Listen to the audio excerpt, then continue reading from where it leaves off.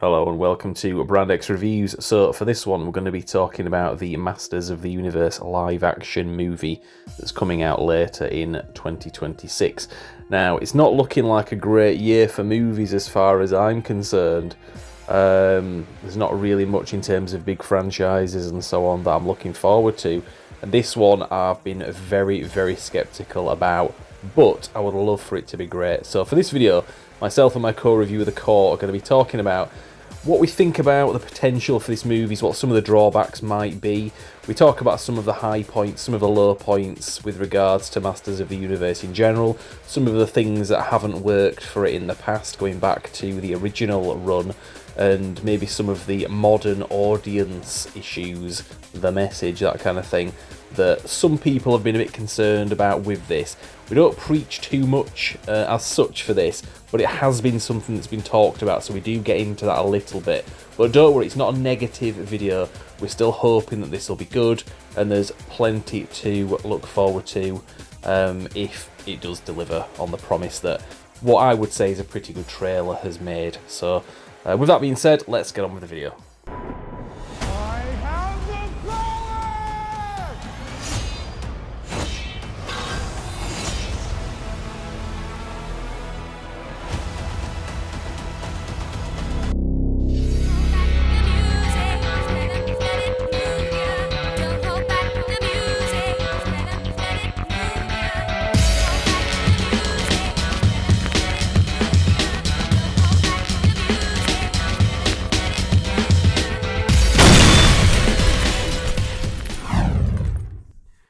Hello and welcome to Brand X Reviews, and today we have The Core. Yes. So, it came out last week, and we were talking about this. There's a lot of talking there. Masters of the Universe movie, live-action movie trailer came out. Now, for context, we were pretty much bang on that age, weren't we, when the original cartoon and the toys came out. Yeah. It's kind of weird 'cause it kind of seems like it was like all of our childhood, but it just feels like a lot longer time when you're a kid. Like, to be honest, it was a relatively like short-lived fight. It was like what, a couple of years. Yeah, I mean, when you look at it, things like obviously Star Wars has lasted decades, not just because of the fact that films have come out, but even during periods where there have been no films, like in the past, like in the 90s, most of the 90s, there was nothing. But the toys were still pretty big. Ghostbusters was pretty big for a few years. Ninja Turtles, Power Rangers never even seems to have gone away since the 90s. But Masters of the Universe really was only very popular for a few years before it just burnt out. But yes, that's a good point. Yeah, I think it is like pretty well burnt into like the memories of anybody like in our like particular age bracket though. Yeah, because this is something we were talking about before we did this video. We're saying how there's certain little things with this movie that we sort of take issue with, but not massively. But by taking issue, there's always going to be somebody that's going to come out and say, well, actually, according to He-Man lore, this is what happened. It's like, chill, we know. We know very well. We grew up with this stuff. It was our like bread and butter as children. What was the analogy you were saying about... Oh, it's the Aslan quote. Don't go quoting the old magics to me. I was there when they were written. Yeah, exactly. So the point there was, to be specific, the issue that we were kind of talking, it's not a fundamental issue. We're not saying, right, we're writing it off because of this, but the film being set on Earth isn't really a thing from the cartoon. We understand there were original comics, where Earth was in it briefly. We understand that He-Man's mother was an astronaut from Earth. We understand that. We get it. We remember it very well. We're not going to forget that anytime soon. It's with us for life. It's like burned into our memories. We know. But that's not really what He-Man is if you're going to do a movie. I mean, we get it. We don't have a problem with it. But it's just... Yeah, I think it is just one of those unfortunate things of like you kind of marrying it whether you mean to or not with like the first film. And like the first film, I liked it for what it was, but it was a bit like, okay then. Yeah. And like other things like Beastmaster 2 and stuff, and it was just like, yeah, we're just going to move it to Earth because it's cheaper. Yeah, exactly. But I don't think that's what they're doing here, but that's the kind of like, how to put this, kind of like connection in your mind when they do this. Yeah, I mean, and Star Trek used to do that. The original series used to do that all the time for like budgetary reasons. They'd go back to the old west. It's like, we know what you're doing. You're just reusing sets from other TV shows to save budget. But yeah, the other thing, a lot of people have said that aren't into He-Man, that maybe didn't grow up with it. I've had a couple of people say this to me as well, just independently. Thor, the first Thor film, is basically the same kind of premise as that. Well, yes and no. I mean, Thor in the comics, him coming to Earth was actually what was done in the original 60s run, I think, of that. I'm not a massive expert on that, but I've read them. Yeah, because I mean, I've seen like very old one where he's like a doctor called, whatever the doctor's name was in Donald Blake. Yeah, like I've seen stuff where he's like referenced as like, oh, Dr. Donald Blake, and then he has like his thing, and it turns into the hammer, and he turns into Thor, kind of thing. Like I'm pretty sure that was actually a thing at one point. It was, yeah.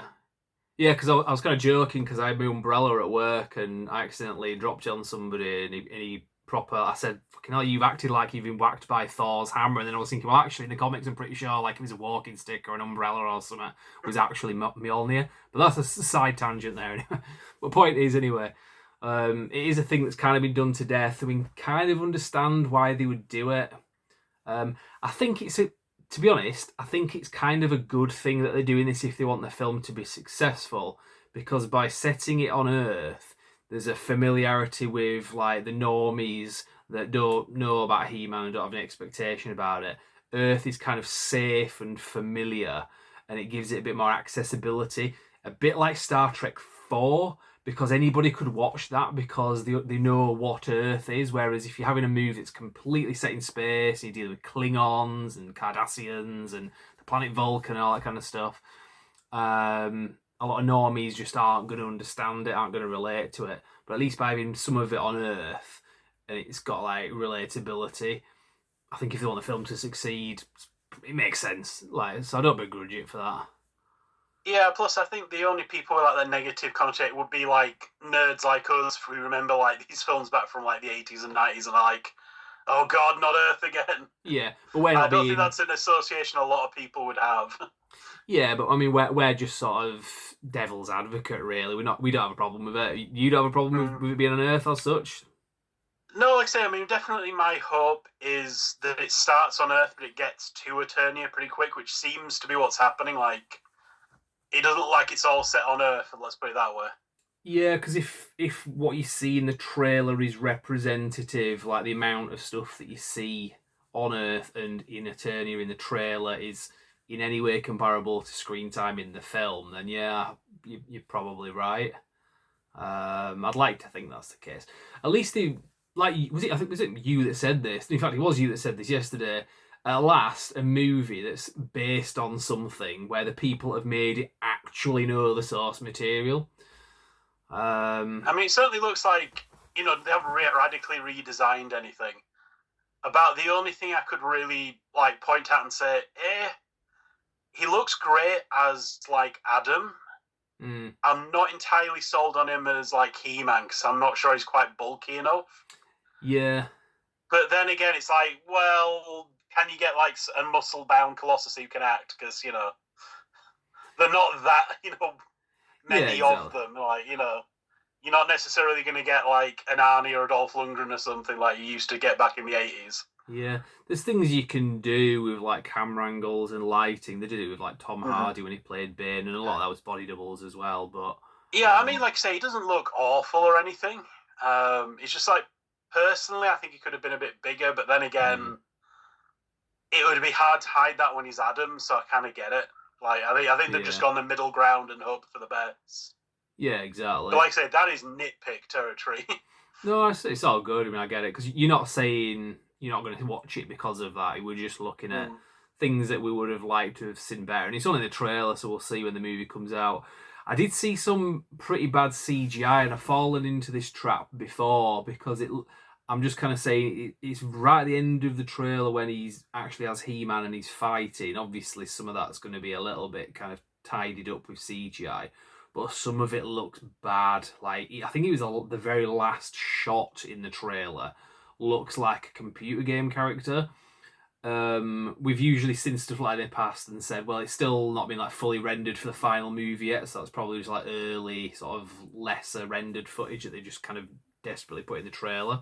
It's early days, but we've had that before. I mean, plus it can kind of depend how the scene plays out up to that. Because if you just see something like in isolation when you're not built up to it and stuff, it can look pretty rough. But if you're actually there at the moment, like in the film, and you've kind of bought into it by that point because it's kind of won you over, you'll forgive a lot more than if you're just looking randomly at a trailer. Yeah, if that makes any sense. Yeah, I know what you mean. Yeah, because it's a bit jarring. They can kind of work in there, similar to what I was saying about like the lighting and the camera angles and stuff. There's ways of kind of slowly bringing you into it, so you buy it a bit more rather than a sudden shift to like, all of a sudden it's a CGI character. You can tell the difference. Uncanny Valley. But just if they are partially animated, I'm not fucking explaining that to your dad again. Jesus. Yeah. Not a chance. Yeah. I think as well, because we saw this last year with like the Superman movie, there was a lot of stuff in the trailer that looked bad CGI. There's even bits where he looked kind of cross-eyed in the trailer, but when in the final movie, because I did actually go see that because desperate things to go to the cinema to see last year. It didn't look as bad as it did in the trailer. It wasn't quite as jarring. So the other thing as well is this film is supposed to be silly and goofy, so there's going to be all sorts of stuff like that. It's like when we make these videos on our channel, we don't. It's not that we're being lazy or anything. It's just like we know our limitations. We kind of embrace them. So when we have like slip ups and you forget names and stuff, and we don't edit it out, we keep it in because it's kind of goofy and funny. I think that's kind of what they're doing with this movie. There's going to be all sorts of like idiosyncrasies and technical issues and things like that in there. So we'll see. It's a film apparently that knows what it is, from what I've heard. So I'm monopolising the conversation a bit. Any thoughts on that? I mean, like I say, it would be interesting to see it as, it was originally presented. Like, not... I mean, even the Masters of the Universe film didn't quite hit that. Yeah, that's true. Like, I like it for what it was, and like I have fond memories of it because it came out when we were kids, and I can remember a lot of stuff around it. But yeah, like objectively, it was not a great,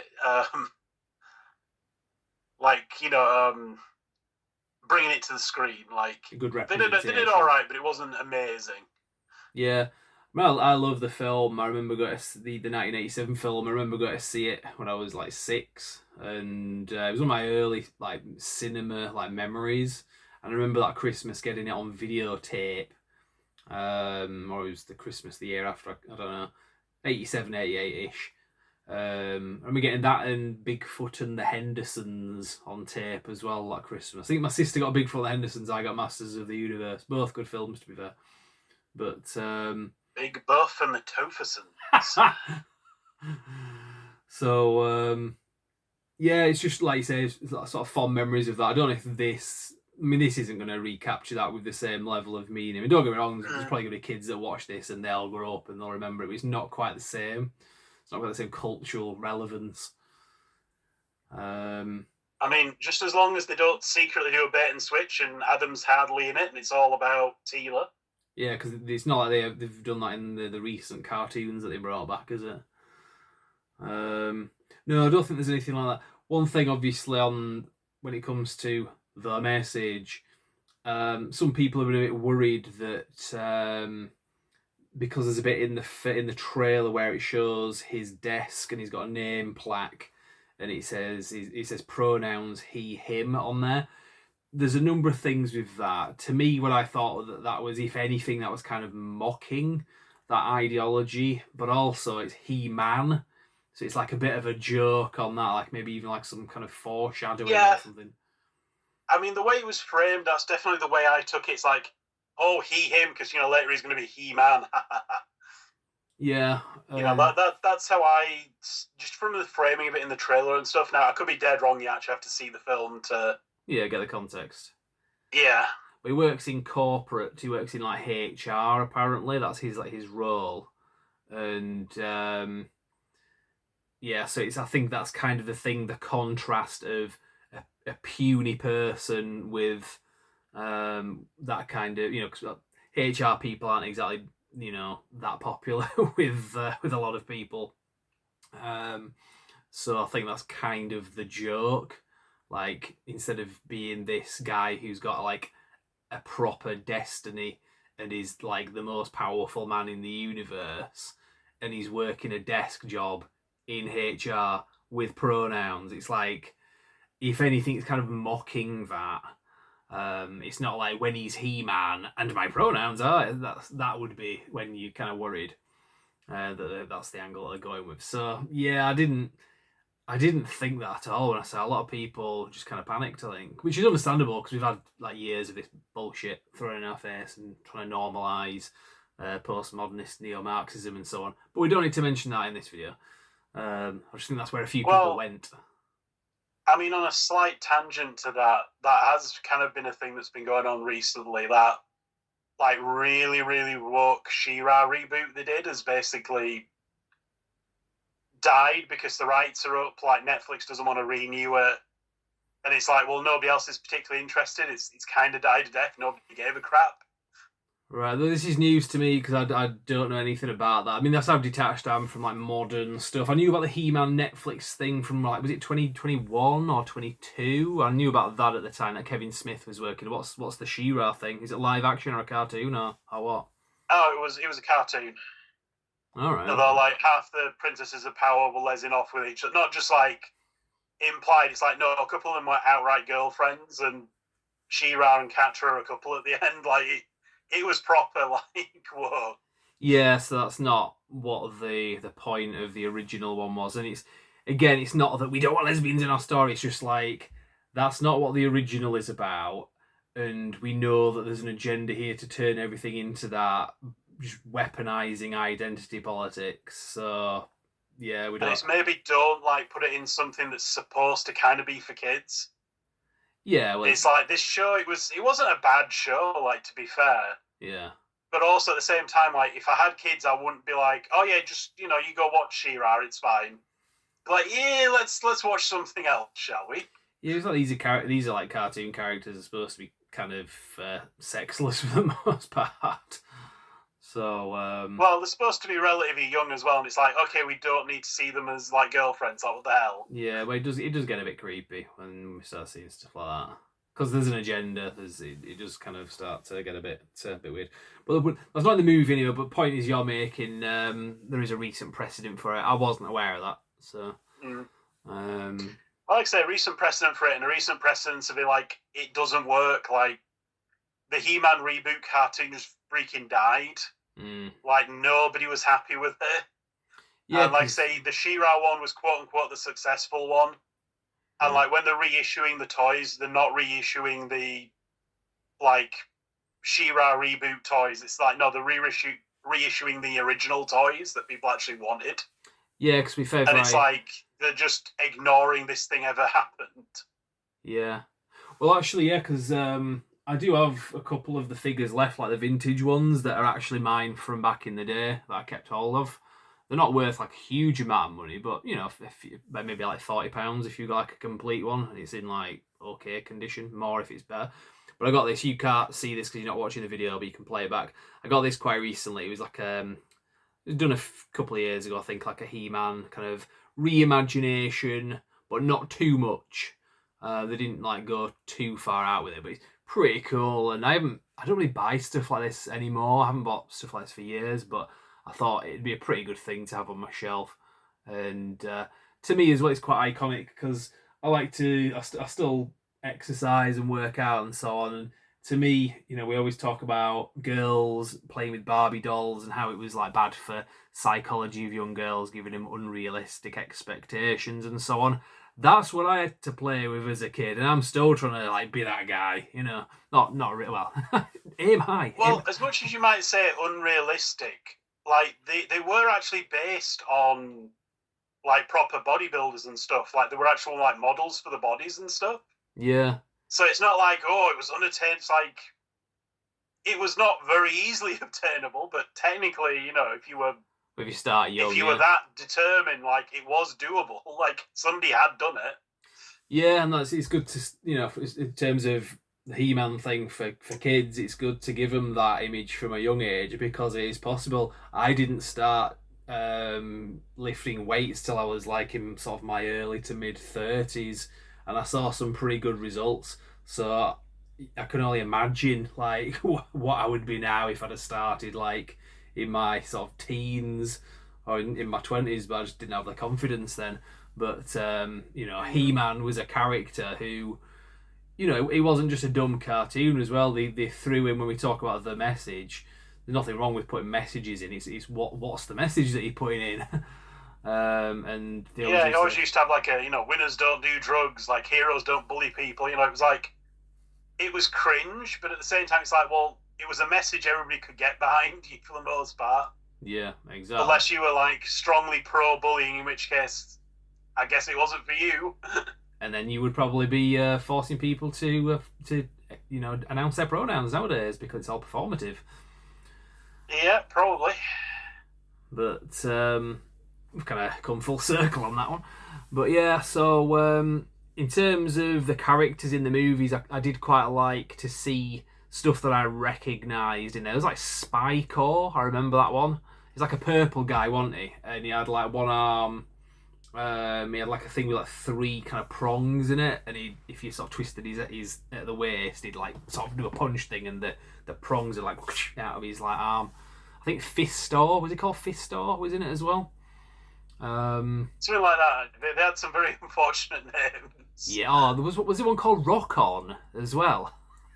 I don't know. Probably. That sounds about right. If anyone in the US is watching this, probably not, because probably only like 10 people watching it anyway, but I don't know if they call it there, but a rock on is when a guy's got his rock on, you know what I mean?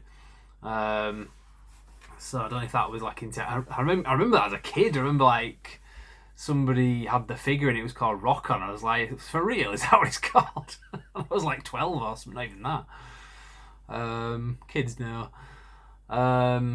But what else? What other characters? Evil Lyn, obviously, and Teela were in there, and they looked cartoon accurate as well, which is pretty cool. What was the thing with your dad when the 1987 film came out? What was his angle on it? Yeah, like the one thing he was looking forward to was She-Ra Teela in the bikini, and he was very disappointed when she came out in a boiler suit. Yeah, it's like, God damn it. Yeah, I did watch the original one fairly recently. It's one that I do routinely watch every sort of couple of years, maybe. It's one of the sort of Canon Studios classics, and enjoy every time I watch it, to be fair. But no, I mean, just like I say, it just seemed like visually they get what the original was, without making it too sort of colourful, because otherwise it'll get very James Gunn-like, Guardians of the Galaxy, and it's been done to death as that kind of thing recently, in the last sort of 10 years. And yeah, Masters of the Universe does look very much like that, the original cartoon, just like the Thor comics when you see Asgard. It is very similar to what they did in Masters of the Universe. In Masters of the Universe, the cartoon and the toys were very much like what George Lucas did with Star Wars. He based a lot of it on things before, like the Wizard of Oz and so on. That George Lucas did that. Masters of the Universe, correct me if I'm wrong, and I got this from Midnight's Edge. It started out, it was a bunch of people that were going to do Conan the Barbarian toys, but couldn't get the license for it or something. And if you look at the original, I think they had like a partial license, then the license expired, or they couldn't get the license they wanted. But it's like, well, we've got all these like muscle bound, like, fantasy characters. Like, what can we do with them? And it's like, well, we could just make our own fantasy thing. Yeah, because I'm sure I've seen some original like prototypes for what would have been the Conan figures, and it's pretty much the He-Man figures, just with slightly different like head and completely different face and head, but the rest of the torso and the arms and everything is instantly recognisable as the He-Man figures that we've got. I'm sure I've seen that. I don't know if that was something that was fake, but yeah, it stands to reason that's what it was. Midnight's Edge have done a fairly comprehensive video series on this over the past few years, haven't they? Yeah, pretty much.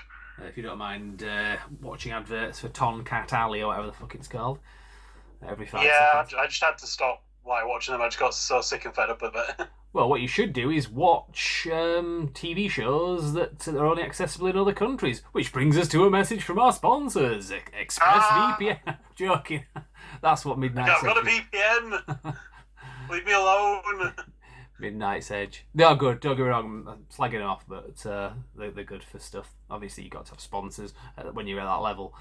But what was the other point I was going to make about Masters of the Universe?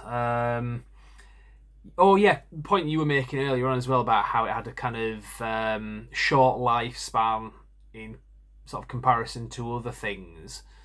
That's kind of why the live action movie didn't really land as much, because by 87 the toy line were kind of being outsold by other things, whether it was like Ninja Turtles or Ghostbusters, probably real Ghostbusters.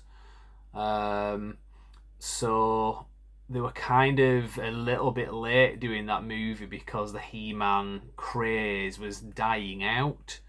So if they'd have made that movie and released it a couple of years before, probably would have done a lot better. But yeah, I don't remember that. I seem to remember He-Man figures being around for quite a while, but I think that was me. I think it was more on me.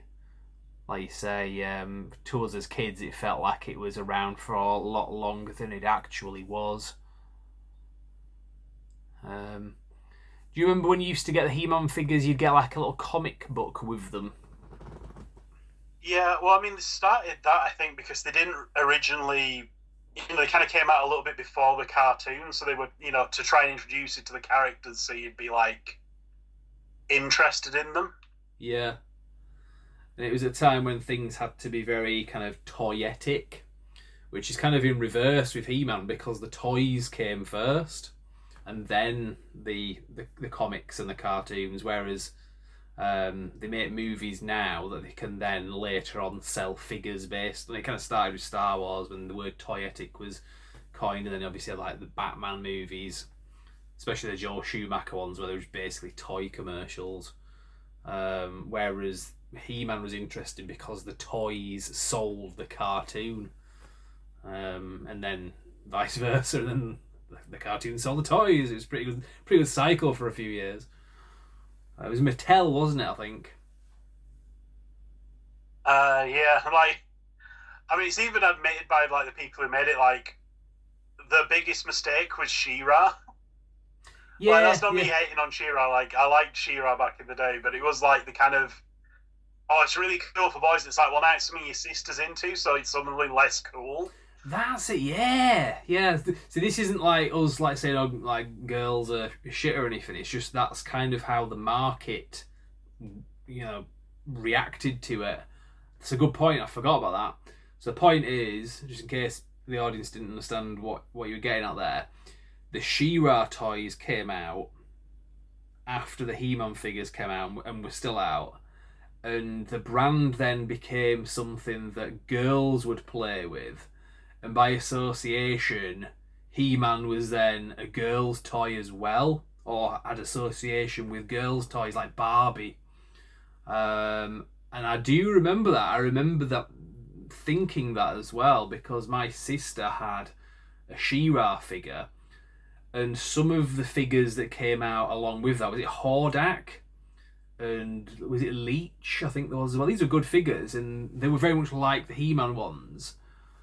But really, this was a girls' franchise, and I guess a lot of kids, a lot of boys were kind of put off it by that point, because especially in the 80s, you know, it's an era where there was a lot of, in a good way, there was a lot of testosterone in entertainment, like with the adult action movies, but obviously a lot of the things that kids were watching, like the A-Team and Transformers and Mask and all these things, and they were very masculine. So to kind of water it down unintentionally with She-Ra, which was a very, in its own right, very successful, very popular. It was good. I guess, yeah, you're right. A lot of kids will have seen it that way, and this is no longer a boys thing. So. I mean, they do say like those who do not like learn from history are doomed to repeat it. So, you know, pretty much Marvel should have like picked, you know, Disney should have picked up this message. Yeah. Wait a minute, if we turn the boys' products that we've got into girls' products, boys aren't as interested in them anymore. Like, who would have thought? Who could have possibly seen this coming? Yeah, and that was always a thing, because, like, obviously we're grown adults, but I think what was good about Marvel, the Marvel Cinematic Universe, it came at a time when you've usually got like a sort of 25 to 30 year thing where people start to go back to revisit things from 25, 30 years ago in their childhood. So that's why you get remakes every 25 to 30 years. And that's why games, computer games, usually like the old vintage ones, like old Nintendo games, you couldn't get rid of them for love nor money. Nobody wanted them. But then after about 25, 30 years afterwards, the nostalgia kicks in because these kids have now grown up, they're in the mid-30s and they've got children, and there's something about that age where the nostalgia kicks in. And when the Marvel stuff came out, that's when we were sort of in our 30s and we were like getting super nostalgic. I'm not like that now, but I was about 10 years ago. And you start looking back to things from your childhood. So for us, we were watching like the Marvel movies through the eyes of adults, but also in a way through the eyes of what we would have liked as kids. And it was great to watch, because it's like, oh man, this has been so good. If this had come out when I was a kid, I'd have really enjoyed it. So I think, like, just bring it back to the point you're making, like, although you're saying, you know, Marvel should have done this, but it's not for kids, but it's kind of done for adults who are kind of revisiting stuff. So they kind of taken away something that was nostalgic for us as guys, because it was mostly guys that were into the Marvel stuff. A lot of girls were as well, but it's mostly guys. And they just kind of marketed it to a market that generally, naturally, organically isn't really interested. So there's not much money in it, if that makes sense. Yeah, I mean, pretty much like the people from that market who was, you know, who were already into that, were already into it regardless of, you know, whatever kind of pandering they did. And are as likely to get pissed off as like the primary audience when you start pandering to stuff they're not interested in. And the people who weren't interested in it when it was a boys' product aren't going to suddenly turn their opinion around now just because it's got more girls in it. They're still not going to give a shit. The only people who are going to give you like head pats and like congratulations are the Twitter crowd who are not like going to see your movie anyway. So it's like, well, congratulations, you've appealed to the party that has no money in it and pissed off the people who are actually like supporting you. Well done. Well, say with James Bond, I mean, there's like a sort of contingency of people that are obsessed with having a female James, but I don't even know how that works. Would it? Presumably it wouldn't be a woman on screen saying my name is James Bond. You'd have like some other like woman who's like a 007 or something like that. She's got the designation. They kind of tried to do that in the last film, but they did it wasn't too bad. But the people that want to see that don't want to watch the movie. They want it to be forced upon me and you who are watching that film because it's Bolshevik marketing. They're giving the audience what they think they need, not what they actually want. And of course, those people are the ones dishing it out. They're not actually going to consume the thing themselves. That's again where they lose the money. It's like the people you're marketing it to don't have any money. They're still living like, as much as it's like a meme, like, oh, like, you know, nerds all living in their mum's basement, it's like, No, these fuckers are like literally like sponging off either the system or their parents or like some minimum paying job, sitting around all day on like social media, like fighting whatever grand like thing makes them feel like important, and then like wondering like, well, wait a minute, why is this not making any money? It's like probably because these people don't actually spend money. They don't have money to spend. Yeah, well, this is the thing. I mean, it's like, again, going back to that period, that sort of golden period of nostalgia bait movies from like the 2010s, where me and you, that's kind of what we started this channel on. I mean, we were talking about the Marvel movies, and at the time it was things like Age of Ultron and Winter Soldier and Civil War, all that kind of stuff coming out in that Marvel movies with Star Wars as well. It wasn't just we were talking about it. We were like, we're buying a lot of the merchandise and stuff and putting it on shelves. We're buying the movies in 4K, all that kind of stuff, because we organically enjoyed it. And maybe had a bit more disposable income than we really needed, but or even people didn't, but that's not what they spent the money on. Whereas the people, I think that is part of the thing when you're saying about like people like in the 30s getting into stuff they were in as a kid. Like, you finally got the disposable income that you might actually be able to own some of that stuff. Yeah. That unless you were that rich kid whose parents spoiled them, you were never going to afford that. Exactly, yeah. Whereas the people that are loving what Marvel and so on have been doing now, they don't seem to be. I don't know whether it's or not they can't afford it or whatever. Like you say, sponging off the system, those kind of people, not as kind of established or whatever with financially and so on. They can't.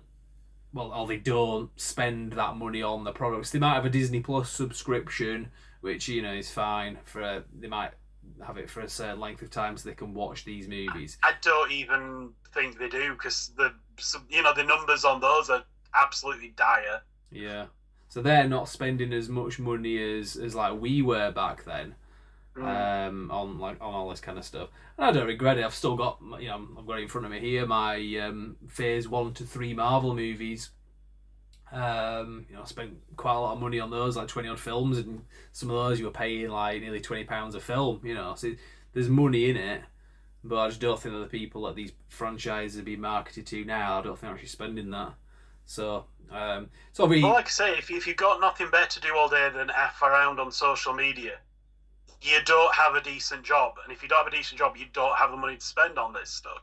Yeah. Like, it's a very simple equation. Yeah, exactly. It's not hard to figure out. Yeah. So, point is, obviously we're talking about the He-Man thing, we're not losing sight of that, but it's just a point of where we're at currently when it comes to these kind of nostalgia IPs and movies and so on, and bringing them back and trying to market them.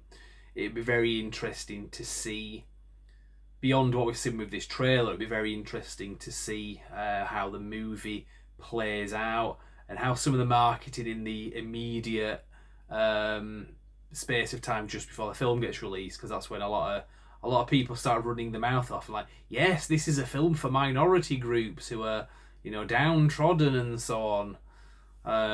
It's like, are they really though? And do we need another movie that's doing that? If I'm not saying that's what they're going to do, but we've seen that in the past. I don't think that's what this film is. I think who is it? Is it Sony that's doing this? No, it's MGM, isn't it? Yes, I think so. MGM, yeah, it's got the MGM logo at the beginning. Not quite sure what their track record has been in recent times, but we'll see anyway. So yeah, anyway, any other thoughts on that? I had one, but I've lost it while you were ranting. Shit. Well, we were talking about like She-Ra, weren't we? And no, it was something else. I don't know. It's gone now. That's fine. Well, I mean, just in general, like I think they have started to realise that no amount of like guilt tripping people is going to get them to go see their films.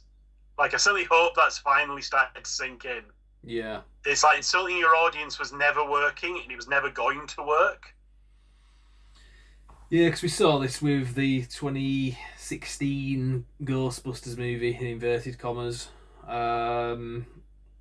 Again, early on, well, the trailer looked crap. Separate story. That's not where I'm going, but the film itself, just before it actually got released, that's when, like I say, mouths started to run off, and comments were being made, and like, yes, this is a movie about the downtrodden minorities and women. It's like, it's a Ghostbusters film. Like, seriously, can I just leave that behind? Isn't this escapism? I mean, the thing is, it's not even in that. Isn't even in the movie. There's some like misandry in the film, but it's not about, you know, the Hillary Clinton campaign that they tried to make it be all about that back in 2016 when the film came out. So we'll see how this movie, when it comes out, hopefully there's none of that nonsense. Like I say, I mean, it could be absolute arse, could this film? Like, it could just be slop. But I do hope that it is going to be more like Ghostbusters Afterlife. Like, yeah, it doesn't need to, like, oh, women are crap or anything like that. You just need to stop pandering artificially and just make a good film. That's all you need to freaking do. Yeah, and stop playing people off against each other with these movies, or trying to do it with the marketing campaigns, even if it's not in the film itself. So yeah, we'll see about that anyway. I think I had something to say about it now. Now I've lost my train of thought. Yes. So yeah, we'll I think this is the first video we've had you in for 2026 anyway, so we'll try to get some more stuff going.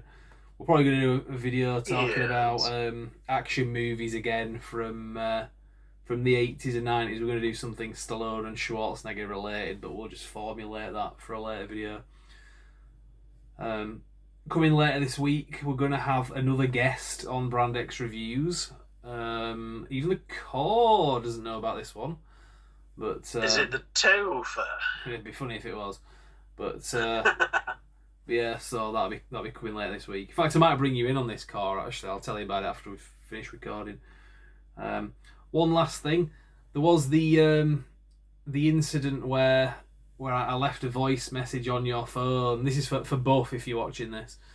Where it was the Topher is coming, Barbara, and your dad misread the voice message as the Topher is coming round and he's bringing Barbara, because he didn't get the reference. One of the classics. Yeah, strange that the random person who wasn't involved in the madness didn't get the madness. Well, I never could have predicted that. Yeah. Well, we've got a deleted scene from Night of the Living Dead, which I'll put on right at the end of this video. So both if you're watching, that's what that's about. Yeah. On that note, we will leave it there, and yeah, we'll say thank you very much for watching.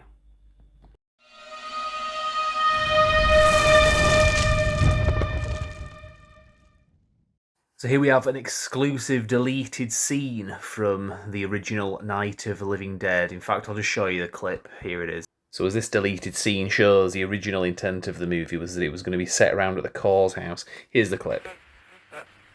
The Topher is coming round and he's bringing Barbara.